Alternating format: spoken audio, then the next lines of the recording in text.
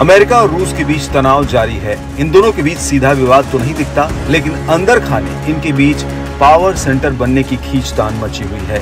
एक तरफ अमेरिका के पास नेटो के जरिए कई देशों की सामूहिक ताकत है, तो दूसरी तरफ अब रूस भी अन्य देशों के साथ अपने संबंध बढ़ा रहा है और मजबूत कर रहा है।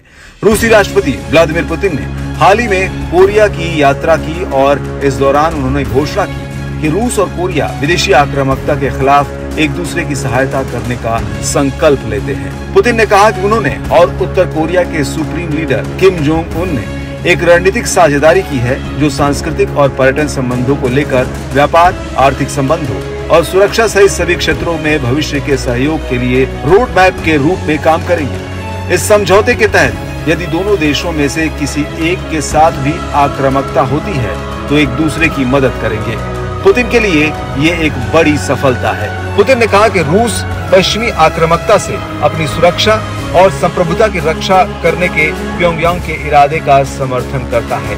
उन्होंने ये भी कहा कि देश क्षेत्र में बढ़ते तनाव के लिए अमेरिका और उसके सहयोगियों को जिम्मेदार मानता है। अमेरिका ने हाल ही में यूक्रेन को छूट दे दी है कि वो अमेरिका द्वारा दिए गए हथियारों को रूस के खिलाफ लंबी दूरी के हमलों के लिए भी इस्तेमाल कर सकता है। पुतिन ने इसका जिक्र करते हुए कहा कि पश्चिमी देश ने यूक्रेन को रूस पर हमला करने के लिए हरी झंडी दे दी है।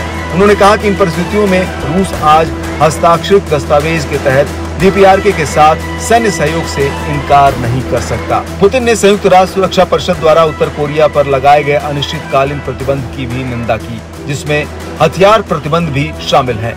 पुतिन ने इस प्रतिबंध में बदलाव करने का भी आग्रह किया है। आपको बता दें कि रूस का जब यूक्रेन के साथ युद्ध शुरू हुआ तभी से उसे दी जाने वाली अमेरिकी मदद का विरोध करता आ रहा है। इधर अमेरिका ने एक कदम और बढ़ाते हुए यूक्रेन को हथियारों से लंबी दूरी तक हमला करने की भी छूट दे दी है।